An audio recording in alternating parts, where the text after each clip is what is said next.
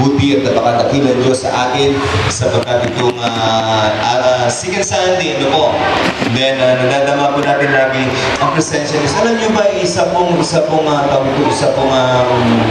karangalan natin, ano po, isa pong tawag ito, masabi natin utang na loob natin sa Diyos na tayo po ay pinapahintulutan ng Panginoon para sumamba sa Kanya.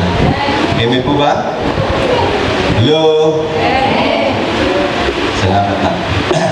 Pinahintulutan tayo ng Lord na maglingkod sa Kanya. Sino bang natutuwa nun? Ina-appreciate nyo ba yung kabutihan ng Panginoon sa buhay ng bawat isa sa atin?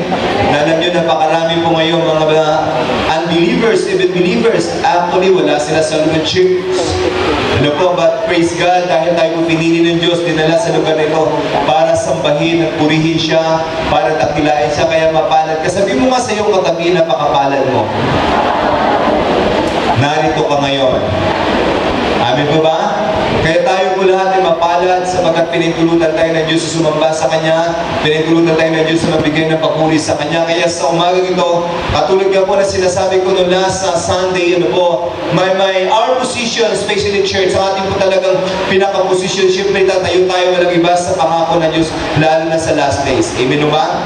Yan po yung ating pong posisyon, yan po yung ating pong dapat gawin. But nung Wednesday ay pinag-usapan po natin, kailangan ang number one na posisyon natin is we need to unlock. Ano po, talagang buksan muna natin ang ating isipan. Yung mga naka-store doon, yung mga mindsetting natin kailangan mabago. Ano po, yung mga pag hindi naka-base ang ating pong mind doon sa promise o sa Word of God, kailangan ay baguhin po natin.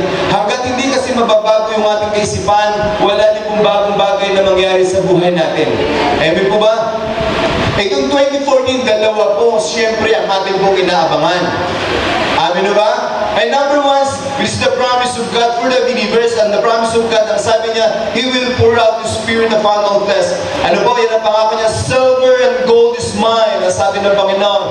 Pangako po ng Diyos yan na Kanya pong pagpapalain ang Kanyang mga anak, ano po, lalo na yung mga anak niya na mga masunod. And then secondly, na ating pong ina-expect this 2014, yung judgment po ng Lord for the unbelievers, ano po, sa mga hindi kumikilala sa Panginoon. Nakita niyo po nung mga nakaraan na linggo, makita po natin yung mga devoto doon, talagang makita natin pag sumabit sila, parang minsan doon parang nakakaingit sila, ano, kasi parang devoto nila talagang batin, sabi ko pagka nasa katotohanan na para pag hindi ganun ang devotion sa Panginoon. Almost 12 million po yung tao. Ano po? Pero ang Biblia po nagsasabi, kasing dami sa buhangin, sa dagat, ang mapunta sa impyerno. Alam naman po natin yan, ano po, alam po natin na yung katotohanan, siguro yun po yung kanilang belief, na sa katotohanan sila, ano, yun po kanila po pananaw, pero alam naman po natin sa Biblia talaga, ano po, maliwanag pa sa sikat ng araw na ang sinasabi ng Biblia ay hindi pwede tayong sumamba sa Diyos-Diyosan. Kaaway at kalaban mo talaga ng Diyos yun. Ano po? Kalaban mo yan ng Diyos from the start, from Old Testament hanggang po ngayon. Kalaban po ng Diyos talaga. So, ginagawa nila yan. So, sa madaling salita ay kinakalaban nila ang Panginoon. So, tayo po in 2014, what we need is we need to secure ourselves. Kailangan po natin, ano po, i-secure ng ating mga sarili. But sinabi ko nga, hindi natin kaya naman i-secure ang ating sarili without security in our lives. Ano po, pag wala pong bantay sa ating buhay, talagang sigurado mo bantay sa ating buhay, hindi po natin kaya. In 2014, ulitin ko, dalawa ang ating pong ina-expect. Judgment for the unrighteous, blessing for the righteous. Amen ba? Amen? So nung last, binanggit po natin, ano po, we need to dwell in the presence of God. Kailangan po natin talaga nasa presensya ng Panginoon, yung pong pinakamalaga sa ating lahat. Itong last days na ito. Kailangan natin nasa presensya ng Panginoon, ano po. Ang sabi ng Psalms 91, ulitin ko lang po, ano po, ang senior ko nung nakaraan, tapos bibigyan ko pa ng emphasize, pero hindi ko yan kung ilalagay ako ng Diyos sa topic na ginawa ko kahapon, kagabi po ay isi-share ko po yun. Ano po? So, yung sinasabi po ng salita ng Diyos sa Psalms 91, napakaganda po yung pangako ng Panginoon. Ano ba nakapangako dyan? Psalms 91, yan. Oh, wala pa ng operator dito. Nag-aantay ako. Sige. Psalms 91.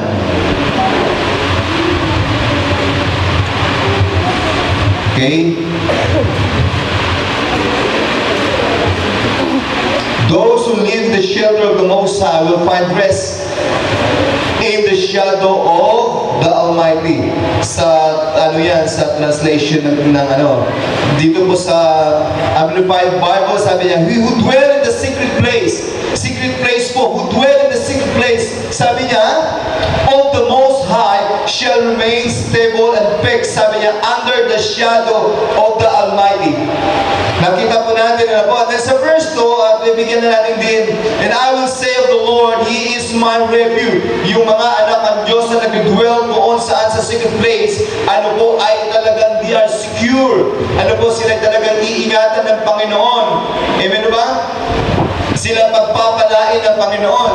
Amen. Dito po sa ilang mga sinasabi dito ay napakaganda po ng sinasabi dito ng Biblia ng mga nakaraan na tinapik po natin. Yung number 1 na nakalagay doon sa ating po pinag-aralan, "He will rescue from every trap," sa verse 3 po ng Psalms 91. And then He will protect us in deadly disease, verse 3. And He will cover us with His favor. Sa verse 4, "Protect us under His wing, and His faithful promise," are our armor and protection. Napakaganda ng pangako ng Panginoon sa iyo at saka sa akin. Amin po ba? Napakaganda po kapag tayo nag-dwell sa secret place ng Panginoon.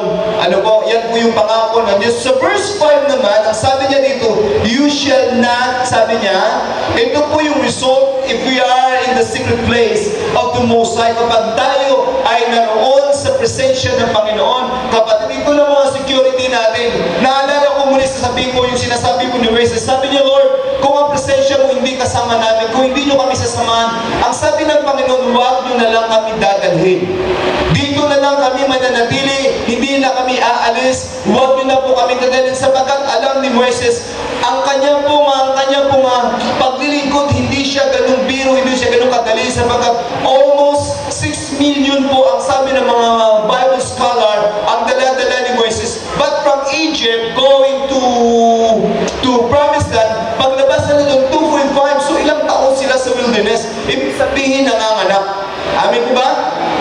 Dahil nanganganak po yung mga tao doon, so ang tawag dito, ang kanila pong estimation sa kanilang pag-aaral, yung kanilang calculation is 6 million. At ang sabi ni Moises, for that 6 million people, 6 million congregation, and the Lord, and Moses said to the Lord, "If your presence will go with us," sabi niya, "huwag na lang." Naniniwala din po ako, personally sa buhay natin, kapag wala ang presensya ng Diyos, mahirap mabuhay sa mundong ito. Amin po ba? Napakahirap humarap sa laban this 2014 without the presence of God. You know, the presence of God, ang sabi doon, if we are in the presence of God, we'll find rest. Kapahingaan sa presensya ng Diyos, hindi yung mamamatay ka na, yun ang kapahingaan. Hindi po yun ang sinasabi ng Biblia. Ano po yung sinatawag? RIP, rest in peace. Hindi po. Sa Panginoon, kapag naroon ka sa presensya ng Diyos, rest in the presence of God. Amin ba? So, sabi ni Moises, "Lord, pag ang presensya mo hindi kasama namin," sabi niya, "we want to stay here, Lord God. Di bali po, dito na lang kami kaysa mapagod kami, kaysa mahirapan kami, kaysa ma-blame pa ako ng mga tao ito sisimba ko, at kung ano pa mangyayari sa mga tao ito kung hindi mo kami sasamahan."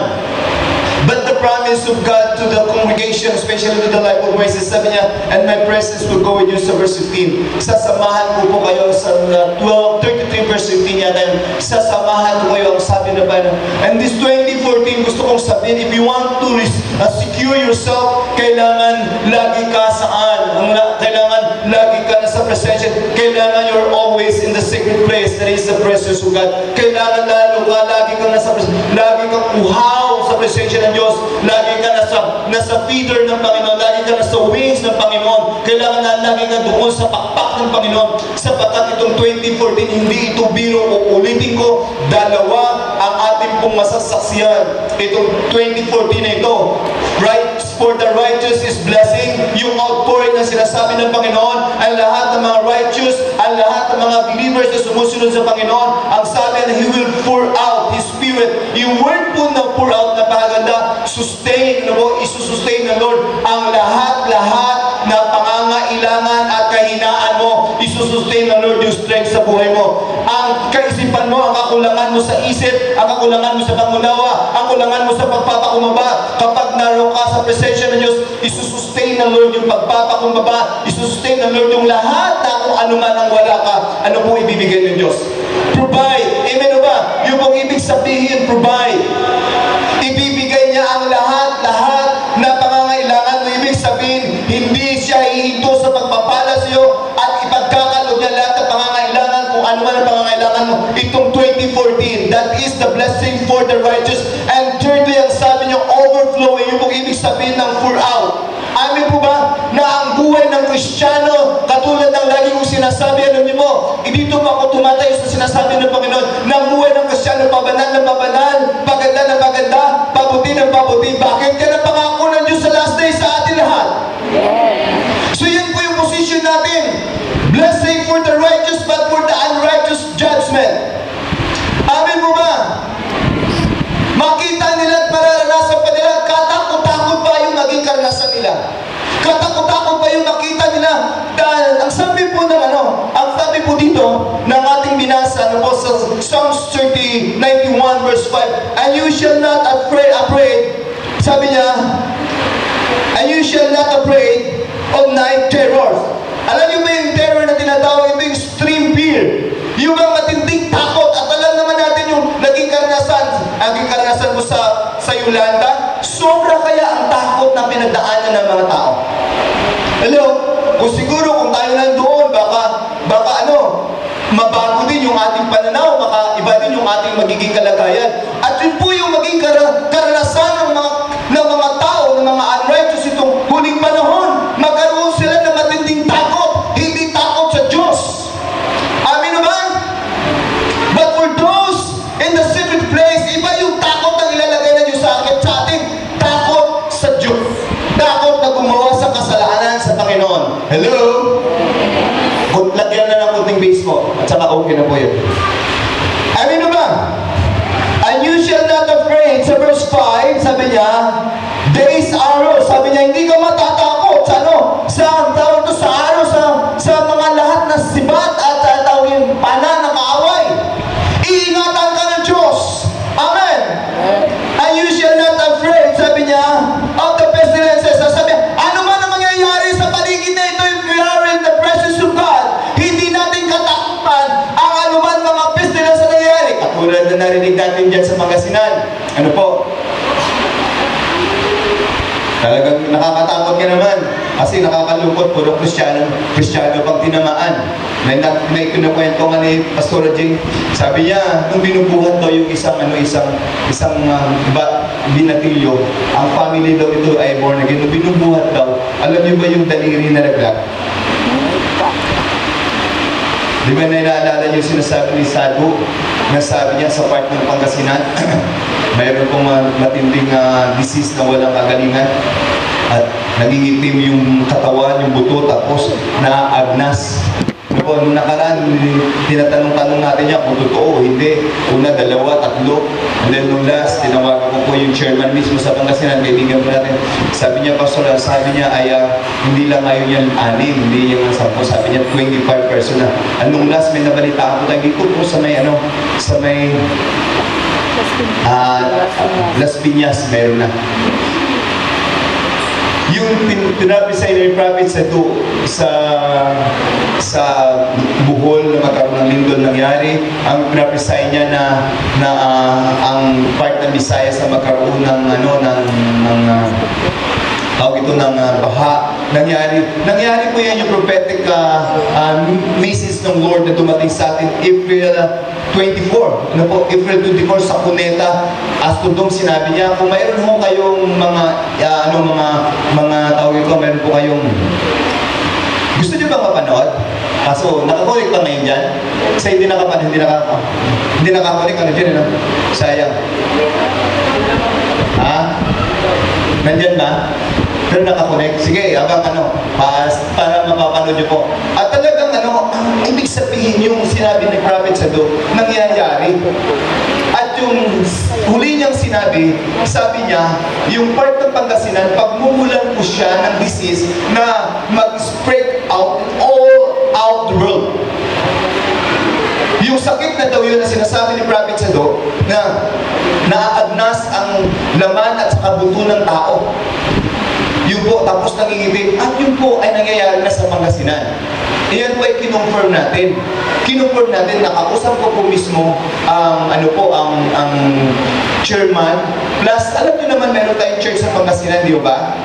Tinanong ko po kayo, si Pastor Jing mismo, napanood niya po mismo sa video.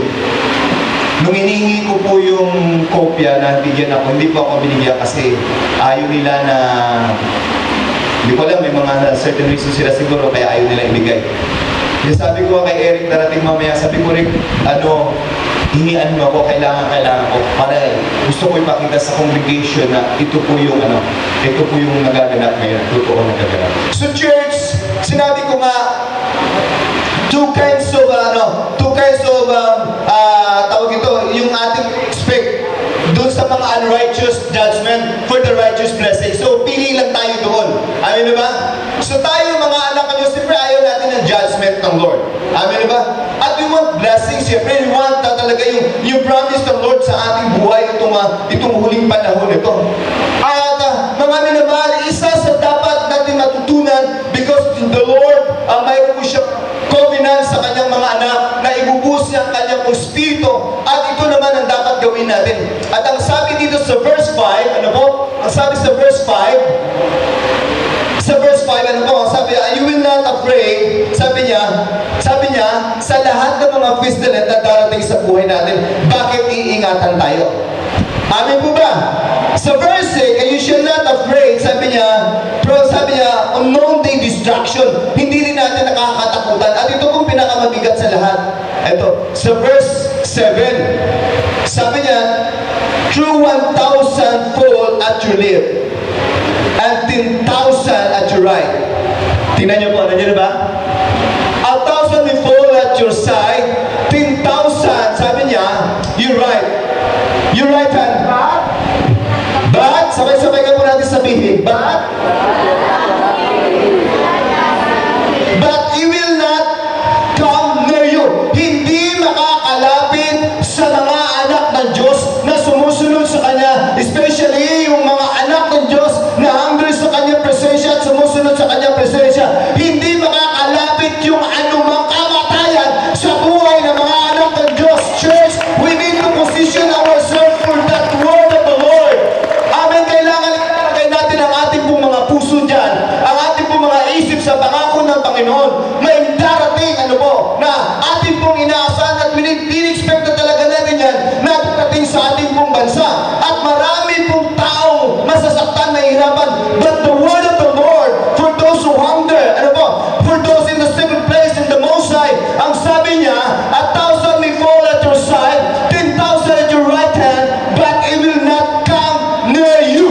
Hindi darating sa iyo ang kamatayan sa pamilya mo, but the condition is pagbutihin natin ang ating paglilingkod.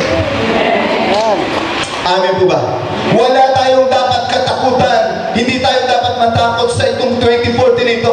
But church, uulitin ko lang, kailangan tanggalin lang natin yung mga negatibo sa ating isipan. Katulad ng sinasabi ko, nung last Sunday, doon sa nung Wednesday, ito po isang barrier or wall, hindrance, sa buhay ng Kristiyano. Kapag ang isipan natin nakapako pa saan? Doon sa luma at doon sa sarili, doon sa gusto natin, doon sa naisin natin, kapatid, wala hong mangyayari na magbabago sa buhay natin.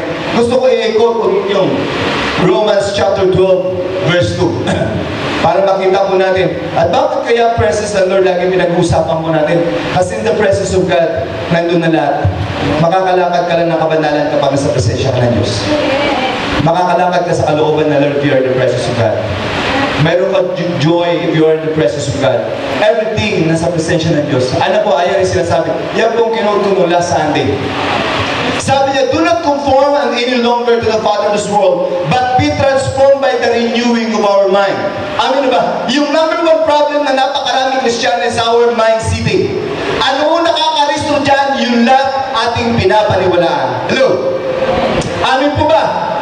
Especially pag may mga naririnig tayo, mga negatibo, yun na yan, pag nakapasok yan sa isipan natin, pag pumasok na sa isipan natin yung negatibo bagay na yan, yun na yan yung hahawakan natin. Yun na yan yung paniniwalaan natin. Yun na yan yung pamumuhay natin. Yun na yan ang susundin natin. At yun na yan yung magdadala sa atin.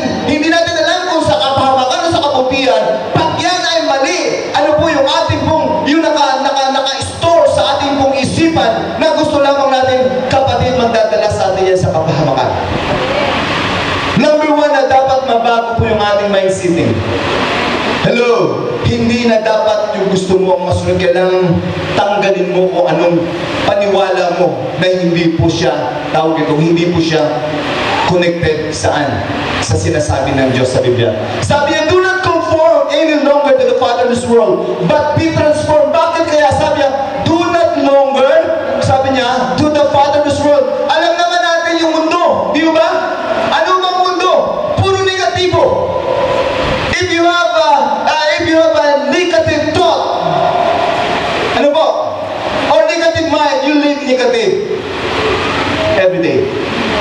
Araw-araw negatibo ang buhay mo, araw-araw yan. Kapag mayroon kang kaisipan na laging pag-aalilangan, laging hindi nakakonect sa Biblia, hindi nakakonect sa salita ng Diyos, kapatid, gusto kong sabihin sa iyo, araw-araw ang buhay mo punong-puno ng pag-aalilangan. Amen po ba? Araw-araw. Kasi hindi ka na naniniwala sa Diyos. Di ba? Ito isang bagay, di ba? Ito lang, isa lang. Pag yung tao mayroong karamdaman, talagang takot ang tao mamatay, hindi na lang po anong bukas. But, if you stand in the word of the Lord, ano po? Pag alam mo na mayroong kang Diyos na hindi magpapabaya sa'yo, alam mo mayroong Diyos na hindi mag-iingat at may pangako sa'yo, may covenant sa'yo, 100% you will trust yourself to the Lord. But the problem is, kaso may naka-inject na sa utak natin. Mayroon na naka-resto sa utak natin na dapat mawala, na siya lamang ang sinusunod natin. Yan siya lamang ang nais natin. So sinabi ko nga nung Wednesday, minsan, ang nangyayari instead ng salita ng Diyos na susundin natin, yung tinig ng sarili natin na sinusunod natin, at kung ano naka-store dahil yun lang sinusunod natin. Mabuti kung naka-store yan is Word of God. Okay. So, church, yan pong number one. Do not conform, sabi, any longer to the fatherless world. Alam naman natin ang mundong ito. Ang mundong ito, kasama ang mundong ito, impluensya, kakaiba. Ang mundong ito, ibang makikita natin. At ang sabi ng Biblia, we're not in this world. Hindi tayo taga rito. Tayong alien. Bakasyonista lamang tayo dito. Alam niyo ba yun? Bakasyonista lang tayo dito. Pag sinabing bakasyonista, ano po, iiwan natin ang lahat na bagay. Amin naman? Gusto niyo ba magkaroon tayo ng kasunduan? Ibibigay namin sa inyo ang simbahan, lahat ng mga property ni Pastor Nomi Ruas, may iwan ka lang sa rapture. Gusto mo ba yun? Tingin ko, hindi yata, no? Huwag na lang, Pastor, sa iyo na lang yan. O, makakabalik na rin, Pastor, sige, iwan ko rin sa iyo. O, yung lahat. Ay, hindi din ako mapayag. You know, church, because hindi tayo taga rito eh. So we need to protect ourselves. Itong 2014 ito, kailangan na alam natin kung paano natin iingatan ang ating sarili. We need to secure ourselves itong 2014. Ano na ba? At ang sabi nga itong kanina, 1,000 ang mamamatay saan? Sa kaliwa at 10,000 saan? Sa kanan. But ang sabi niya, yung mga pestilence na yan, yung spirit and death na yan, yung curses na yan, hindi makakarating sa iyo. You know why? Because that is the promise of God for you. Nasa presensya ka ng Panginoon. Hello? Isang palakpak nga para sa Panginoon. Habang tayo pumapalakpak, tumatayo tayo. Sige po, tayo mga po.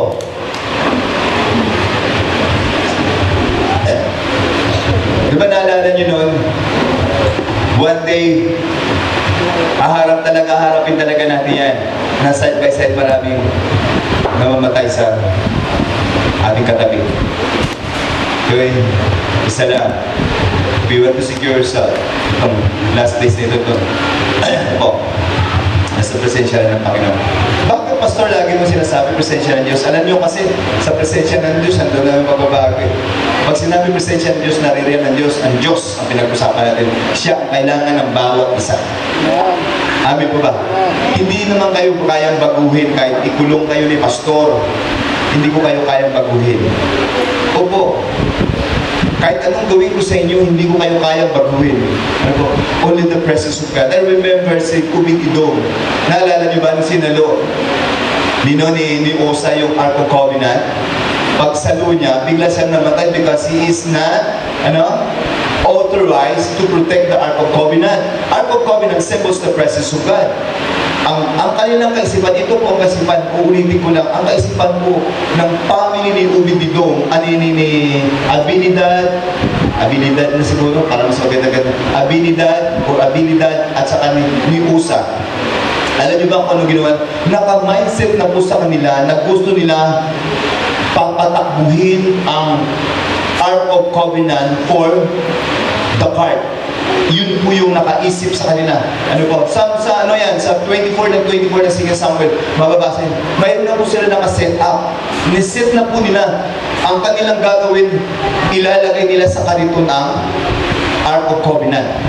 So yun na po nakaisip, na isipan po nila yan. But church, their plan, their desire, their goal, para bagang mabuti, para bagang maganda, pero hindi kaaya-aya sa Lord. Hinayaan sila ng Panginoon habang po linalagay nila sa kariton at tinahatak, bigla na lang nag-collapse ang Ark of Covenant. Sinangga ngayon ni Osa. Pagsangga ni Osa, and that moment, Osa died on the spot. Because he's not authorized to protect the Ark of Covenant. Nagalit kayo, nag-alala kayo si David. Sabi niya, Lord, ano na naman gagawin ko? Namatay si Osa. Simple lang ang ginawa ni David. Inutusan niya na dalhin saan? Sa bahay ni Obed-Edom. Osa, he is a very familiar, especially because he is a gatekeeper. Pag sinabing gatekeeper, siya po ang tagapagbantay doon po sa Holies of Holies. Alam niya, kapag tumutunog pa yung bell, ibig sabihin yung pari na pumasok doon buhay. Pag hindi na tumutunog, ano po yung bell? Patay na yung pari na pumasok doon, hindi karapat-dapat. Alam niya, ibig sabihin, very familiar si Obed-Edom sa presence of the Lord. Siya ay personal bodyguard ni David. Secondly, he is a Levite. Gatekeeper po siya ng Holies of Holies. And then secondly, ay nagagalit na. Thirdly, siya ay Levites, nabanggit ko na, Levites, gatekeeper, and then personal bodyguard. So, alam na sabi ni David, bring the Ark of Covenant into the house of Obed-Edom. Ang ibig sabihin noon, kasi ang Ark of Covenant symbols of the presence of God. Nung dinala po yung Ark of Covenant sa tahanan po ni Obed-Edom, can you imagine, church, 3 days later, kapatid, ang buong sambayanan ni Obed-Edom, pinagpala, pinagyaman because of the presence of the Lord. Church, kaya nga dinidiin ko itong 2014, we need to sow into the presence of God. Walang magbabantay sa iyo, hindi si Pastor. Kahit paulit-ulit kong sabihin dito, ang anumang sinasabi ng Biblia, kahit paulit-ulit kita paalalahanan, kahit paulit-ulit kita pananalangin, that is my part. But one thing, church, only the presence of God can protect your soul. Wala nang iba pa. Itong 2014 ito, ang sabi niya, 1,000 fall at your side, 10,000 at your right, but sabi niya, you will not come near you. Ang mga sumpa, kamatayan, karamdaman, hindi makarating sa buhay mo. Iingatan ng Diyos. Bakit? Naroon ka sa presensya ng ating Panginoon. Lahat tayo naghahangad ng pagbabago. Tinanong ko nga nung Wednesday, ano ba yung goal mo? Ano bang gusto mo? Ang dami hong mga iba-iba hong mga ideas na gusto nila mangyari. Tama po yun. Natutuwa pa ako. But ang isa po sa pinakamaganda sa lahat, ang pagbabago, subukan mo lagi lumuhod sa Panginoon. Subukan mo lagi mag-worship sa Lord. Subukan mo lagi na nandun ka sa pananalangin, lagi ka sa gathering na pinag-usapan ng Diyos. Hello? May mangyayari sa buhay mo. Church, 2014, May mangyayari sa buhay ng Kristiyano. Sabi mo sa iyong katabi, may mangyayari maganda Ay, mangyayari. sa buhay mo. Sabi mo maganda. Maganda mo, maganda. Gaganda ka. Ako'y. Pag lalaki, gagwapo ka. Sabi mo sa kanya, Maganda ka, Mike. Lalo ba? Nagwapo ka pa. alam mo ba, pag nasa presensya ka ng Panginoon, babaguhin ang lahat. Opo. Maging maramdamin natin. Maging tataong maramdamin. Sabi mo siya katabi, totoo yun. Lakihan mo ng mata, totoo yun. Oo, yun nga. Maramdamin ang tao. Opo, napakamaramdamin. Oh. Sa bahay, mga anak ko, ito yung mga anak ko. Alam niyo naman yung rule ng bata sa tatay. Puro, tay, hingi. Pag hindi mo bibigyan, mag-iimot-imot. Magpapakita na nagtatampo-tampo. Di ba? Kaya ako kasi pag nakita ko nagtatampo yung anak ko, hindi ko ako mapapakali. Iba ko yung iba ko nararamdaman ko. Opo. Hindi ko ako mapapakali, gagawa ko ng paraan. Talagang sisikapin ko na gumawa ng paraan. Di ba? Pag naghihingi. Mas nakakatampo kaya pagbigay ng bigay. Hello? Amin po ba? Pag immature ka talagang gano'n, pag wala ka sa presence ng Lord, gano'n. Opo. Pag humingi yung mga anak mo, pambira. Siyempre may mga boyfriend na, may boyfriend na, wala pa. May girlfriend na. May girlfriend. Sorry na lang sa mga nagkakala sa anak ko. Mga girlfriend na po sila. Pag-pray nyo na hindi sila sana, ay ikaw. Hindi pa naman sila mag-asawa, pag humingi yan, hindi hihingi yan ng 300, 400. Di ba? Eh pag pang-date na ang hihingiin sa'yo yan, medyo malaki-laki yan. Di ba? Nakakatampo ng damdamin kaya. Naintindihan nyo ba? Bigay na lang ng bigay. Hingi na lang kayo ng hingi. Di ba? But if you stand in the presence of God, church, alam mo parang baliwala ang lahat. Kahit anong kahinaan ng tao na nakikita mo, mahalin mo pa rin. Bakit? Yung puso ni Kristo nasa iyo. Dahil nandun ka sa presensya ng Diyos, ano man ang kahinaan ng tao, maunawaan mo. Kayo, hindi ba kayo napupuntahan ng maya-maya hindi sa inyo? Sa bahay mo, kumakatok, bisa pumapasok ka sa kwarto ko. Hihingi na, hindi nyo pa nararanasan yan. Madalas ko pong karanasan yan. Walang katingin-tingin, lalo pag kami nararamdaman siya, tatakbo sa bahay yan. Oo, mahawa-awa-awa siya doon. Ako naman, paano pag nakukonsensya naman ako pag hindi ako makapagbigay. Ganun doon ako talo eh. Oo. Talagang yun ba lulugol-lugol talaga? Alam mo, Marisan eh? Papagagalit ako, naalala mo lang kung pag may sakit ka. Pag wala kang sakit, hindi mo ako binabati. Hindi ka pumupunta sa church.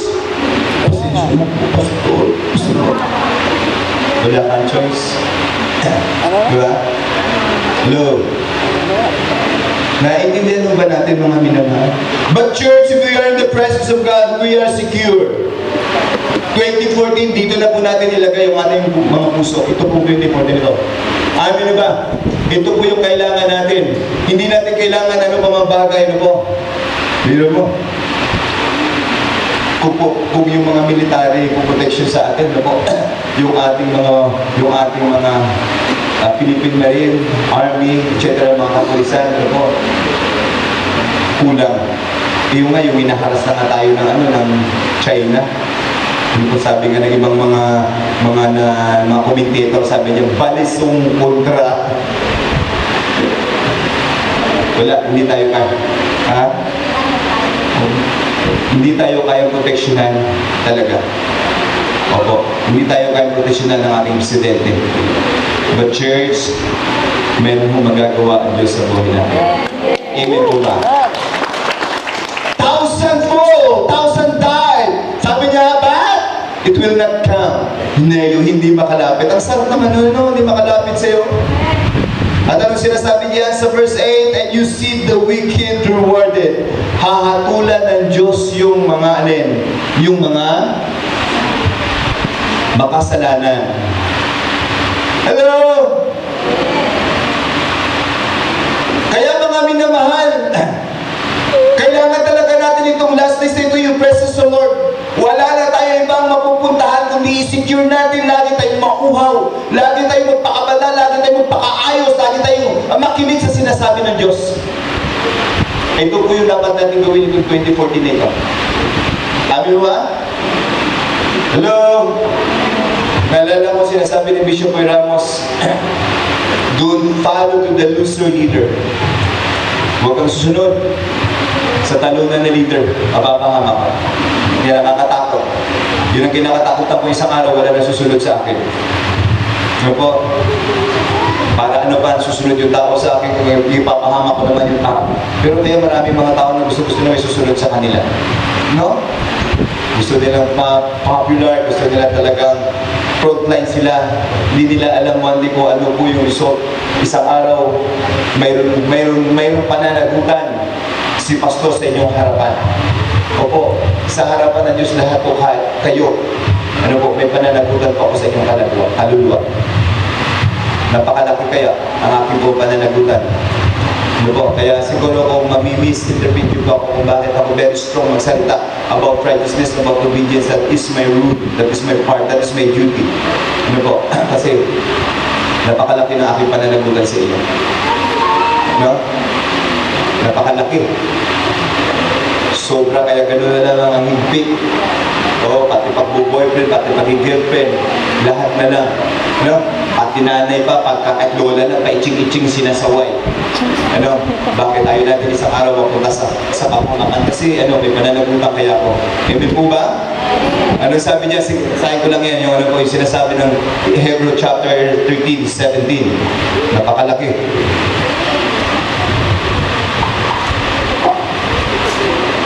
Tingnan niyo yan. Dali lang, nak. Dali lang. Yan na. Sige, tuloy na yan. Tingnan po natin. Sabay-sabay po natin basahin. Obey your... Who is your leader? Submit them to the keep watch over your soul. Ano yung binabantayan? Ha? Binabantayan ba yung pagkain ninyo? O yung pagkain ninyo naging dahilan na mapahamak ang kaluluwa nyo? Why not?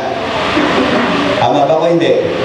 Kung kain ka ng kain, tapos kinabukasan hindi ka na magising, namatay ka sa kakain ng kain, dapat naman talaga bantayan.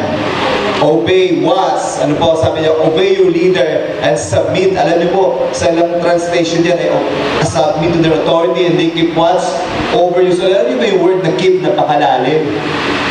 Ano po? Ang tawag po yun sa keep ay tingnan ko dito sa aking kodigo. Napakalalim kaya yan. Yung salitang keep watch.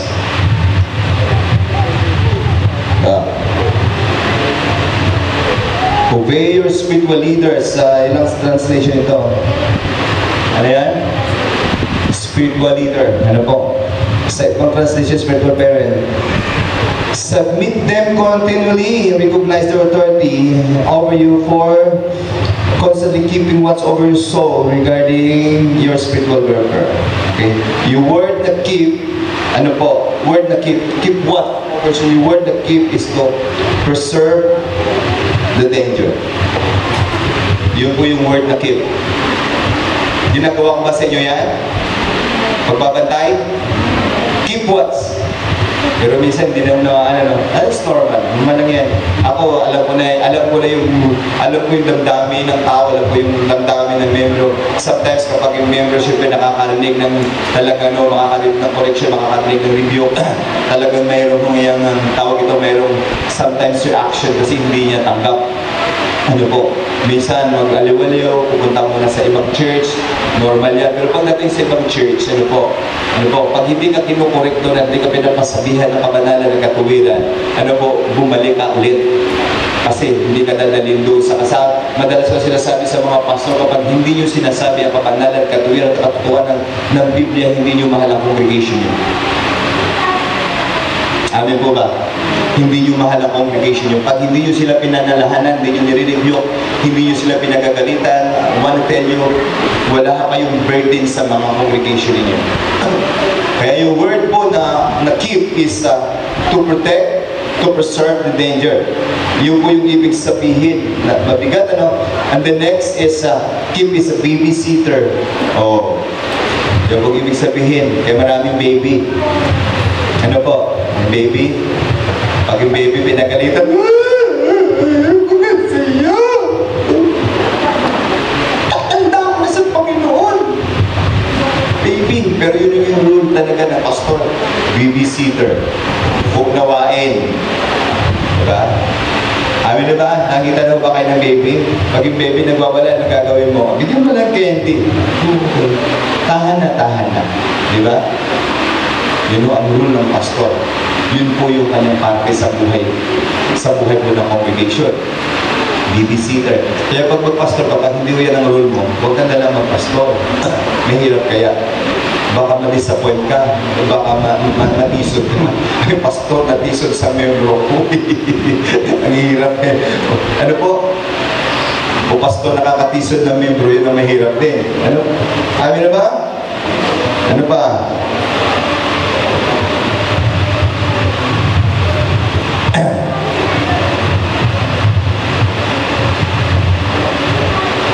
So yun po yung ano, keeping watch, yung word for watcher, ano po, yung po na isang watcher, is sasabi niya dito, ano po sa akin pong pag-aaral, personal, a watcher is a personal security. Sarap ng buhay ng ano, keeping watch, ano po, sabi niya, obey your spiritual leader and they say their work is, bakit na gano'n? Is to watch over you. Yung word po na watch, ano po, is to. And nakalagay dyan is to. Ano pa sabi niyan? Or, watcher is a personal bodyguard or personal security. Galing, ano? Kapag pinalalahanan ka, eh, may security. Watchman! Ito po ito po pinakamabigat, to. Watchman. Alam niyo ba yung pastor niyo, yung watchman ng buhay niyo? Look out! Look out kami ng buhay ninyo. Mahirap kaya. Ano po? Sa Isaiah 21 verse 6, meanwhile the Lord said to me, put a watchman in the city. And sabi na, put a watchman on the city wall. Let him shout. Let him shout. At sabi niya, out, wadi. Kaya nga, paalala yan. Napakahirap. Ano po? Yan ang trabaho ng ano? Ano pa? Isaiah 21, and the watchman called out day after day, and I have stood on watchtower, my Lord, and watchtower, my Lord, night after night, have remained at my post. Yan ang trabaho ng ano ng. Ang mahirap ano? Ezekiel 33:7, now son of man, I'm making you watchman for the people of Israel. Therefore, listen to what I say. Warn them for me. So, lahat na sinasabi natin na galing sa Panginoon. Ang hirap. No? Ano ba? 33:6, but if the watchman see the enemy coming, does not sound the alarm, to warn the people, he is responsible for their captivity. So, they will die in their sin, but it will hold the watchman responsible of their death. Kapag ang watchman nagpapaalala na wala na po sa responsible. Ano po? Pero pag ang watchman hindi nagpapaalala, may problema. So church, ito po. Ito po yung mga nangyayari sa atin. Ito po nga, 2014, nagpapaalala po ang watchman. Amen ba? I am the watchman of this church. I am your security guard. I am your personal bodyguard. I am your keeper, babysitter. Amen ba? But ang sabi po doon sa Isaiah, ano po, ano sabi diyan? Meanwhile, the Lord said to me, put a watchman on the city wall. Let him shout, what is he? Dapat nagpapaalala, itong 2014, ang sabi ng Diyos, pagpapalain tayo, yun yung watchman. Amin ba? Kapag may nakikita siya panganib sa kanyang mga tauhan at ang watchman nagsasalita, mayroong panganib itong 2014. Yan ang watchman.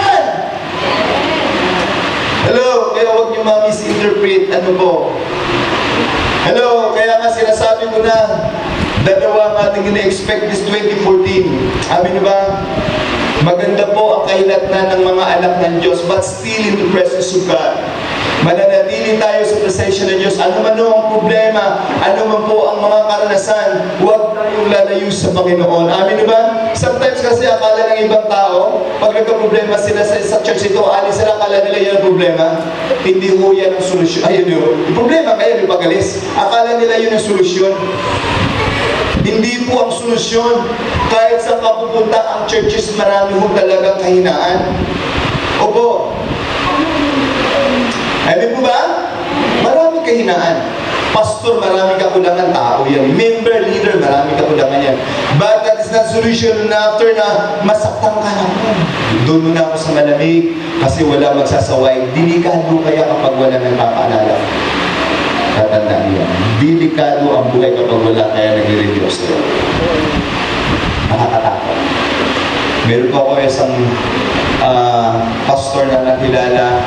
Tinuring niya ako ng kanyang father in faith kasi na-meet ko siya sa lagi ko tumatawag sa akin. Sabi niya, Pastor, pag may nararamdaman ka, pag may pinapakita ang Lord sa iyo para sa akin, huwag ka magdalawang isip na ako'y pagalitan at sawayin. Dahil sabi niya, alam ko mapapabuti ang buhay ko pag may nagkukulit sa akin. Gusto niyo ba gano'n? Masarap na paluin. Di ba sa Korea? Ganun sila. If you want to show your loyalty to your pastor, to your church, gano'n sa Korea, pag nag-commit ka ng kasalanan, pinapalo ng 10 times ng paddle. Do you love me as your pastor? Do you accept this 10 times paddle? Yes, pastor. Pinapalo! Opo. Kayo kaya? Ganun, si Raulo din si pastor. Baliw na yun si pastor. No. Ganun sila sa Korea. Katingnan niyo yung Korea, grabe, pinapala kaya talaga sila. Naalala niyo pumunta dito? Nung nakaraan? Grabe, yung pastor nila, pag nangangaral, kung malamig na tubig na sila sa usaw sa kuhan, at towel, tapos, talagang full, talagang very protective sila sa kanilang mga pastor. Talagang binabantayan nila. Amin na ba?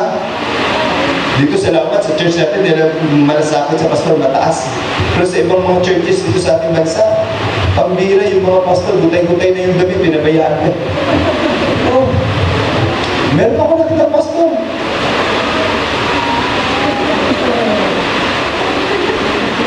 Oh, di kwento, pastor, nagbibisita yung pastor, bulan, papayog yung pastor, nagbibisitation yung pastor, dumaan yung membro, o membro mayaman, tapos hindi kotse, yung pastor, tapos nakita ni membro, yung sapatos ng pastor, yung mga nga, sabi niya, binala pastor, sa kayo, maulan. Di, tuto naman ang pastor, mamasok yung pastor, Praise God, sabi ng pastor, salamat Pastor, yung yung sapatos mo, mamanga na.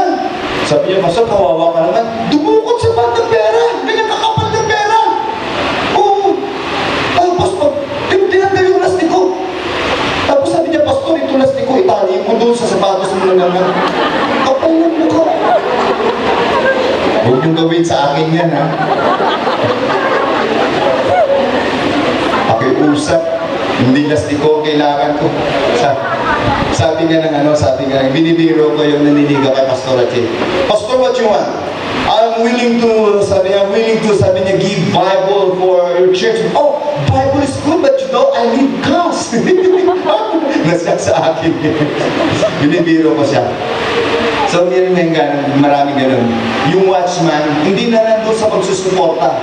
Tanggalin na natin yung paglalagyan, tanggalin na lang natin yun. Ito na, pakinggan yun na lang yung sinasabi, panalo na kayo. Panalo na kayo. Opo. Yung nirinig ko kasi, pakinggan mo na lang, panalo ka na. So church, we need to secure ourselves this 2014. Kailangan lagi tayo sa presensya ng Diyos. Kailangan yung kauhawa natin lagi na sa presensya ng Diyos.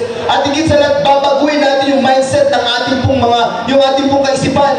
Kung ano na pastor dyan, na gusto mo lang, napakinggan mo higit sa lahat, kung anong gusto mo na hindi siya connected sa Biblia, kapatid, tanggalin mo na yan. Sabi nga, do not conform. Sabi niya, to any longer, sabi niya, the Father's word, but be transformed. Kailangan, bago dumating ang revival sa buhay mo, mabago muna ang nilalaman ng kaisipan mo. Pag mabago ang kaisipan mo, at lagyan mo ng mga salita ng Diyos, kapatid, hahanapin mo lagi yung presensya ng Diyos. Amen po ba? Hello? Oo, kaya ako excited ako eh. Excited ako sa gagawin ng Lord ng 2014. Naniniwala ko, grabe ang gagawin ng Diyos sa buhay natin. Amin po ba? Amin po ba? Pangako niya eh! Sabi niya, even the speed of death, peace na lang cannot, hindi makalapit sa iyo. Pangako ng Diyos yan! Ano po? Lalo na mangungutang, hindi makakalapit sa iyo. Yun ang nakakatakot kaya, no? Yung mangungutang. Tapos meron pa nangungutang, maninira mo na bago mangutang. Hindi na lang bumirhetsyo. Dahil nandito ako in one purpose. Tapos, ano mo, si pastor sumasakay sa sakyan. Alam mo, bilis-bilis ng patakbo. Oo. Tapos alam mo sa loob ng sasakyan, meron kasama. Babae. Panginoon ko. Pagkatapos magsalita lang, pero pahinang naman 500, wala kami pambili ng bigas. Huwag yun ang pakahiramin niya. Delikado yung ano. Kami ba? Hello? Maganda rin, no? Ang galing. So, pag hindi yung sinasabi niya, hindi connected sa Biblia, ano pa, huwag tayo patalos-talos. So church, yun po yung dapat natin gawin in 2014. We need to change our mind. Ano po nakastore dyan? Baguhin natin yan. Kailangan i-restore natin yan. Ano po, i-store natin yan yung Word of God. Ano ba mga nilalaman ng isip ng tao? Ano po? Diba? Kung ikaw ay dating may paniniwala, dating may religion, ang paniniwala mo doon sa religion mo. Diba? Ang hirap maalis unless dumating na yung kaunawaan sa iyo sa paglilingkod sa Panginoon. Hello? Amen! Saan siya? Lumayo. So may ginagawa Lord sa buhay natin. Amen? Amen ba? Church, may ginagawa Lord sa buhay mo at sa buhay ko. Amen po. So dapat paghahanda natin ito. At ang sabi nga dyan sa verse 8 kanina, you see the wicked rewarded. Ano po? Talagang i-reward sila ng Lord ng katakot. Saka sa doon punishment. Ang nangyari niya na, you will only observe with your eyes and see the punishment of the wicked. Marami. Kawawa. Yung wala sa presensya ng Diyos, hindi sumusunod sa Diyos. Yung ayaw makinig sa Diyos, talagang kawawa sila. Nakita nyo ngayon sa part ng Alaska, sa Karsan, sobrang lamig. 37 taon na? Negative 30. Negative po. Negative 37. Tagis, naging yellow ka agad. So, gano'n naman. Ano po? Tayo, gusto natin yung lamig, ano? Ngayon ito yung lamig. Para pag nasa bagay tayo. Pero careful, maraming ngayon huwag kayo mag-alala. Hindi lang naman lamig yan, mararanasan natin. Uulan pa dito ng snow. Oh, sarap-sarap na. Yes, Pastor! Hallelujah! One day, hindi na kami pumunta sa Alaska, sa North Pole, sa Antarctica. Aantayin na lang namin yung sinasabi ni Pastor. Darating mo yan. Oh, darating. Oo, yellow. Darating dito. Oo. Ano? Blocking yellow.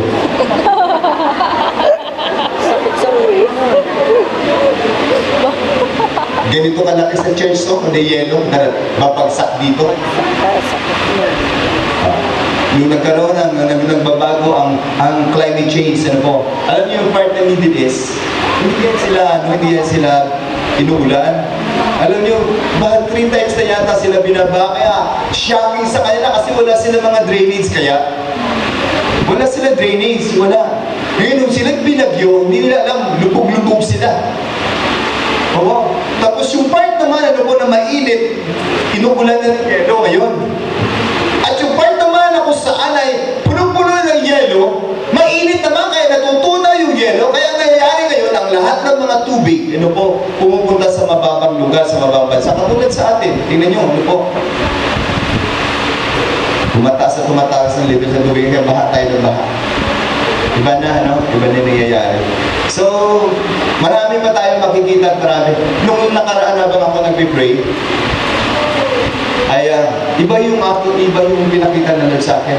Yung lupa na bumubuka, tapos ako yung lumalabas. Sabi ko, nakakatakot naman ito, Lord. Sabi ko, sana Lord, wala na kami niyan, kukunin mo na kami. Lord, parang ayaw nyo yung word na kukunin mo na kami. Parang ayaw yung gano'n. Ayaw nyo ba sumama sa akin sa rapture? Gusto ko. Ha? Gusto nyo? Ba't parang nalulungkot kayo pag sinabi ko kukunin na tayo ng Lord? Parang unprepared kayo ha? Parang kami lang yung mga matatanda, parang handa. Ready. No. Sama-sama nga tayo, kaya nga walang lamangan, sama-sama tayo sa rapture. Pero parang ayaw nyo. Church, pag meron tayo sa presensya ng Diyos, wala tayong katakutan. Hindi tayo matatakot. Lahat na takot, aalisin na Diyos yan. Papalitan ng tapang, lakas, po ng Panginoon. Kaya itong last days ito lang ay uulitin ko lang, secure yourself into the presence of God. Doon mo na dadalhin. Po? Alam nyo, itong last days ito, marami kayo nadideceive. Yung deception, spirit, napakarami. Isipin mo lang, sa part mo ng Mindanao, isipin mo lang. Sasabihin niya siya na si Kristo, si Jesus Christ. Sobra kaya yun. Ako hirap-hirap kaya. Ako nga lang, pagtawagin yung pangalan ko, Reverend, Pastor, Noneros, natatakot na ako. Oo. Tapos tatawagin mo yung sarili mo, sasabihin mo, ikaw si Christ. Naku po. Ang dami na kaya. Nadidisip sila. Oo. Ang dami. Yun po yung doon sa Revelation, I think chapter 6 sa verse 1, yung white horse na marami po mga antichrist or tawag ito mga deceiving spirit na darating, yung po sinasabi ron. Ang dami. Nakita nyo nung doon sa Quiapo, may mga puti ang buhok na mahaba ang buhok na sila na si Kristo. Nakakatakot. May nag-declare naman ang church nila, yun po yung pero tinatanggihan nila si Jesus Christ na Diyos, tao lang daw. So, mga minamahal, be aware. Ito last list dito. At ang deception, dumarating mo yan una-una, number 1, sa tama at totoong simbahan. Doon po nagpipenetrate ang kaaway. Pwedeng gamitin minsan nanay mo kapag hindi gustuhan ng ginagawa ng Diyos sa kanyang buhay at inaayos na Diyos sa kanyang buhay. Pag hindi niya gustuhan, lalabas siya tapos magsasalita. Kapatid mo, sister mo, brother mo, medyo aware tayo sa mga ganun. Amen, di ba? Maraming nadidisip. Pag nasa presensya ka ng Panginoon, hindi ka natatakot. Amen, di ba? Hindi ka natatakot. Alam mo na ang Diyos hindi magpapabaya sa'yo. This is my position, church, itong 2014. Walang anak ng Diyos. Lalo tayo ng mga Jesus the Gospel. Ito po yung pinaglalaban ko sa Lord. Ito po yung gusto namin. Ito po yung tatayuan namin. Ang salita mo. Ng buhay namin, paganda na paganda. Pabuti na pabuti. Kaya na kaya. Ito po yung position. Bilang isang watchman, bilang isang pastor ng Jesus the Gospel, ang position ko yung aking puso at isipan. Mga anak ng Diyos bago mag-rapture pagpapalaki. Amen ba? Yung walang asawa, magkakaasawa. Amen. Nagtanim eh. Pag nagtanim ka, magkakaasawa. Kapag wala kang itinanim, wala. Amen ba? Hello? Amen po? Tanim lang ng tanim. Hindi lang yung pagtatanim sa pera, magtanim ka ng mabuting asal, magtanim ka ng tawag ito, pananampalataya, magtanim ka ng tawag ito, ng pagtitiwala sa Diyos. Hello? Sinusuyo mama, ito 2014. Masabay. Salamat sa mga kamay niya. Dati, iba hindi naniniwala eh. Hindi naman totoo. Pero tingnan mo yung buhay mo, pinagkulang ka ng Diyos. Yung kagalakan lang sa puso mo na hindi kayang kumbasan, hindi kayang palitan, ngayon, saya-saya mo. Di ba? Amen ba? Amen. Masaya paglilingkod sa Panginoon. Amen. Masaya.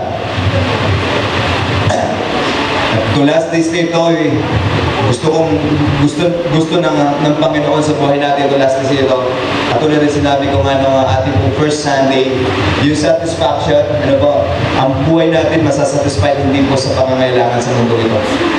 Hindi dahil marami kang pera, hindi doon. Ha? Hindi yun. Pero kailangan we need to simply learn how to manage talaga ng blessing. Pero kailangan na pag-uusapan talaga kung paano yung i-manage yung blessing. Kaya nga kami, nag-usap kami ng mga treasurer kahapon. Ano po, kami kasi, bakit ko kinausap? Miniting ko lahat ng mga treasurer, lahat ng mga outreaches. Miniting ko po sila. Una-una, sabi ko, first, sa atin muna mag-umpisa yung katapatan at yung totoong pag-iingat sa pananalapi ng Diyos. Dahil bakit ko ba sinasabi yan? Bakit ko po miniting sila? Kasi ako po may nakikita na malaking darating na pera sa church. Ganito po, makinig kayo. Makinig kayo. So, kaya ganun po yung aking kaisipan.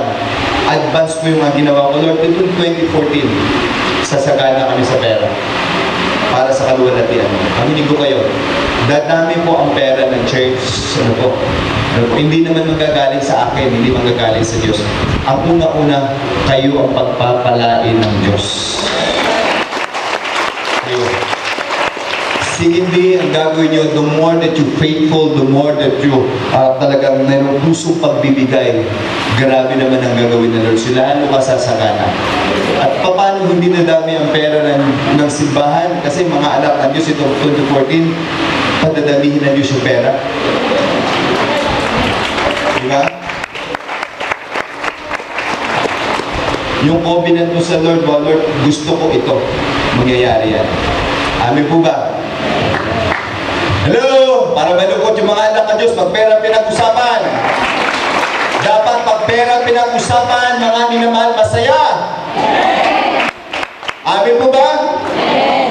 Itong 2014, may gagawin ng Lord sa atin. Dati tumatanggap lang tayo ng libo-libo, ngayon iba na. Milyon-milyon ang tatanggapin natin. Hello! Ako po, sige, mag-aalilangan kayo, kulelat kayo. Sige, mag-o-offering tayo ng katakot-takot na pera, ganyan. Amin po ba? Secure na lang natin yung ating sarili. Pera hindi naman nanakila, pero gusto ko sabihin, habang palapit na pa, hindi kasi iba yun. Hindi lang isang tatay, hindi lang isang tatay. Personally, I am your parent. Nanay o tatay ka. Sa iyong anak, ano ba gusto mong mangyari sa iyong anak? Ha? Di ba gusto mo yung anak may pera lagi? Di ba? Di ba? Gusto mo yung anak malakas? Di ba gusto mo yung anak masaya? Di ba? Gusto mo yung anak maayos yung buhay? Di ba ganyan ka magulang? Ako ganyan eh. Pag makita ko yung aking anak, lalong-lalo na pag sumasamba sa Panginoon, umiiyak sa Panginoon, iba yung nararamdaman ko. Tapos humihingi ako, Lord, sabi ko, gamitin mo naman ako para pagpalain ko yung aking anak. Tatay lang ako noon at tatay lang ako. Physical parent. Pero alam niyo ba, masigit ang Diyos na bilang isang magulang natin. Mas higit siya nakakaalam ng mga nailangan natin. At pinanais ng Diyos na lahat na gusto mong ibigay niya. Amen po? Yun pong pinanais ng Diyos. At ako naniniwala dahil si Diyos magulang na mabuti. Pag ang kanyang anak hindi rebelde, sumusunod kanyang anak, nagpapaayos, walang problema sa gagawin ng Diyos. Darating ang pagpapala. Amen. Hindi na pagpapalo, dati puro palo. Amen. Yan sa mga unrighteous yan. Pero sa ating mga anak ng Diyos na tumusunod sa Kanya, pagpapala. Lagi nyo i-declare mga minamahal, ano po, mula sa bibig natin. Kasi kung ano po lumalabas sa bibig natin, ino-honor niya siya. Kasi galing sa puso natin. Lagi nyo niyo sabihin ng buhay niyo paganda na paganda, pabuti ng pabuti, payaman ng payaman, pabanal na pabanal. Hindi lang tuwing araw po ng Sunday. Ano po? Everyday kung maaari, declare mo yan sa buhay mo na buhay ko paganda na paganda, pabanal na pabanal, payaman na payaman. The more that you confess for yourself, the more that you confess ano po, from your heart, from your mouth, came from your heart, galing sa puso mo. Alam niyo ba nagkakaroon po siya ng manifestation or nagmamaterialize po? Yung pinagtuturo ko sa inyo, doon na ako lagi sa bahay noon eh. Mga kapitbahay namin, naiinis pa nga sa akin. Ano ba yan? Sinuno niya, pastor, sira ulo yan. Inutusan, blessing, blessing come. Oo. Sabi na kapitbahay ko, sira ulo ng pastor yan. Opo. Hanggang ngayon, pupunta pa rin ako meron din pupunta ako sa gate namin. Blessing come! In Jesus' name. Nagugulat yung kapitbahay ko. Siyempre, hindi nila naunawaan eh. But one thing, I have talagang a position in the Lord. Alam ko kung ano ako, anak ako ng Diyos. Kaya kung anong authority may ang Diyos, meron din ako. Di ba? Kailangan nyo i-declare. Ano po? Yung po sikreto ito 2014, huwag nyo po tayo magsalita na laging wala, laging hirap, laging mangungutang. Huwag na. Lagi mo sabihin, mayroon ka, mayaman ako, sapagkat ang tatay ko na pinaglingkuran mayaman, may ba, gaganda ang buhay ko. Sabi mo sabihin ng iyong anak, ano mula ngayon ha, ikaw ha, huwag mo isumpa ka, gagapang ka sa lupa na parang bukod ng butiki. Huwag mo gaganunin yan. Kahit masama ang iyong anak, declare mo. Kaya nga ako pag baligtad ako pag nakita ka ba, ang payat-payat mo ngayon eh. So, yan si pastor, din nagsisinungaling yan. Alam ko kahit ako, ang ganda-ganda mo ngayon eh. Diba? Hindi naman sinasabi mo maganda ka, binabalikan mo. Ang pangit-pangit ko. Kasi hindi naman gano'n, diba? Baka marami sinabi. Ibig sabihin, I prophesy, I declare talaga, ano po na, kung ano yung posisyon natin bilang anak ng Diyos, yung sinasabi. Amin ba? Sabi mo siya katabi, alam mo, hindi ka mahirap, mayaman ka. Sabi mo, huwag ka na magkunwari. Sabi mo, huwag ka magkunwari, mayaman ka. Kaya lagi, anak ng Diyos, meron pa anak ng Diyos na mahirap. Nagkukunwari lang tayo kasi hindi natin alam kung paano gamitin yung authority, no? Hindi natin alam. Mayaman tayo. Amen na ba? Kaya lalo pa tayo ma-amaze, ano? Nung ating tawag ko, nung ating last Sunday, may pinag-pray ako ng bagong coaching, no? Kay Brother Pip, no? Sino kayo susunod doon? Ako yata. Sino susunod doon? Naniniwala ba kayo? Ayan. Ganyan, dapat ganun. Bakit? Diyos na pinaglilingkuran natin, totoo eh. Totoo. Sino susunod doon?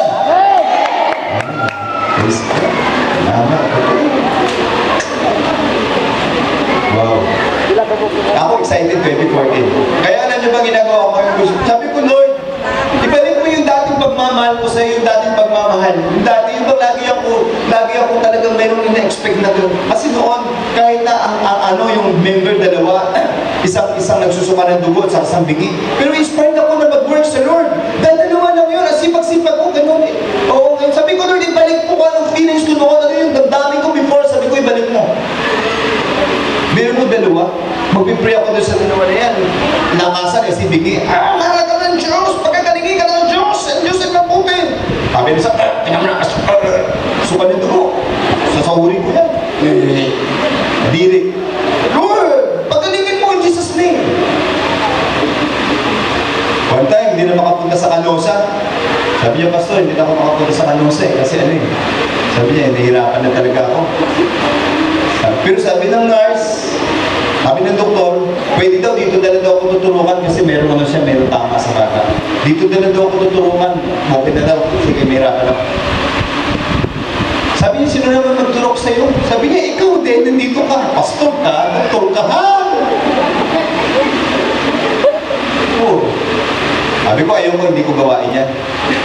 Hindi, sabi niya, ako sumaksak ng tao noon pwede, pero ngayon yung hindi ko alam niya. Sabi niya, kaysa punta ako doon, mamamatay ako, may hirapan na ako, dito na lang, pinilit ako, Isang member natin, dalawa pa lang sila, isang nasusukan doon. Sabi ko, sige, wow, parang nurse din. Kaya ko walang alam eh. Punasan ng laway. Handa ka na, sabi niya ako, pastor, sabi niya, game na ako, sige. Aray! Ay, hindi ko alam kung paano kasi ang alam ko lang, parang naman madali, sasakin mo eh. Tsug! Baon, pati buto. Aray, sabi niya, ako sabi ko kasi, hindi ako marunong, alam ko sumaksak. Purihin ng Panginoon. Hindi tumagal ang buhay, namatay. Pero hindi ako na-disappoint, hindi ako na-discourage. Oo, hindi ako na-discourage. Patuloy, isa na lang, sigawan kami ng bigay. Mahal ka ng Lord! Alam mo ba yan? Pastor, si Jesus nagmamahal sa'yo! Pagaling, puro halata nga. Kapit-bahay namin, nagkakagulo na, akala na nag-aaway kami. Purihin ng Panginoon. Hindi ako na-disappoint, hindi ako na-discourage. Kung talagang yung desire mo, yung eagerness ko na mag-serve sa Lord, okay na. Lord, mabuhay, mabuhay! Lord, sabi ko lang kaya bingi eh. Nagkasakit na naman, nalunod yung bangka sa tubig, namatay din, nawala din si nanay. Naku, sabi ko, wala na tao. Kaya isang araw, pinagdalan ako ng isang bagong membro, si Pastora Rose. Inspired ako. Pastora Rose, inspired ako talaga. Sabi ko, sige lang Lord, ito mga tao. Mga kabataan doon na sila, na-win sila. Tuloy-tuloy lang. Tingnan nyo naman guys, Pastor Rose na po. Ngayon talaga ginagamit may pinili nyo. Amin na ba? Kaya, alam nyo yung nagbabalik ng tawag ito ng eagerness and desire. Like your feelings before. Ang nagbabalik nun ay ang Espiritu ng Diyos, yung presensya ng Diyos. Di ba lagi umiyak ka tapos kapag ka nananay ka, iyak ka ng iyak. Minsan wala ka nang masabi, aawit ka lang. Tapos para pag nabukas ka ng plato, nululuwa mo, nalala mo kung maganda, di ba? Kahit natuwa sa kopita, tapos nagpiprig ka.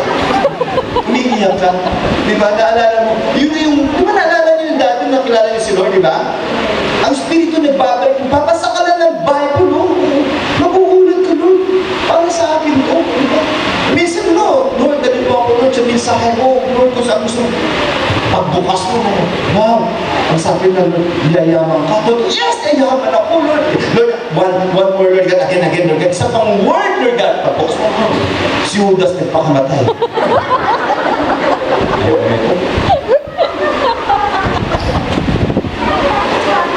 Yung dati nating ginagawa sa Panginoon, yung first time natin sa Panginoon, ang nagbabalik yan, walang iba yung presence of Lord. Amen mo ba? Yung presence of Lord, kaya church, ito na po, secure po natin para hindi tayo maghina, hindi tayo maglunumpay-pay, hindi tayo ma-impluensya ng mundong ito, at ang mundo hindi makapag-impart sa atin itong last days na ito. Itong 2014 church, kailangan we need in the presence of God. Kailangan lagi tayo nasa presensya ng Diyos. Kapag naroon ka sa presensya ng Diyos, nire-restore ng Lord ang lahat na nawawala sa iyo. Pinapalik ang lahat na nawawala sa iyo. At binibigay ang lahat ng pangangailangan mo. Only in the presence of God. Hello? Wala na. Yung mundong ito walang kwenta. Opo. Siguro kung ako man bumibili ngayon ng mamahal na gamit para kay Lord, hindi na para sa personal. Opo. Hindi na para na talaga para sa Panginoon. Kasi nakita ko sa mundo, wala eh. Bibili ka ng mga alahas, suot mo yung alahas, tapos pakiting-tendeng ka niya, mamaya-maya wala na tainga mo. Wala na yung braso mo. Opo. Di ba? May gamit ka ng maganda cellphone, etc. Ganun. Mamaya-maya wala na cellphone mo, tapos mag-text ko, suli mo na kahit SIM card. Ano ka? Umumurahin ka pa ng snatcher. Di ba? Wala ka pa yung pangalan. Diba? Suot ka na, mamamahaling damit. Ano po?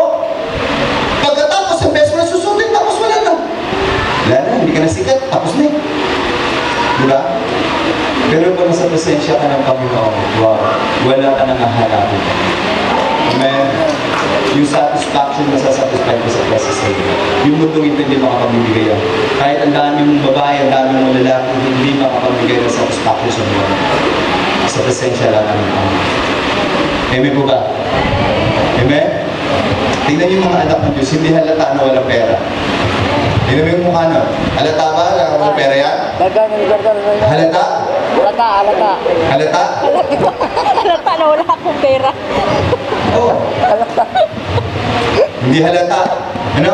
Huwag mo lang hold upin. Madi-disappoint ka. Pag in-hold up yan, magsisisi pang hold upin. Ang bira to. Ang ganda-ganda ng suot nito. Ano? Sa pananganital pang hold upin, ano? Ano? Anong wala? Meron kaya akong Kristo sa puso? Kahit wala akong pera, masaya kaya ako. Sorry ka. Ako yung pinili mo. Diba? O, tingnan mo. Ang Kristiyano, pabata ng pabata. Tingnan mo yung katabi mo. Arang. O, baliktarin mo yung pabata ng pabata. Baliktarin mo yung pabata ng pabata. Pataba ng pataba. Hello?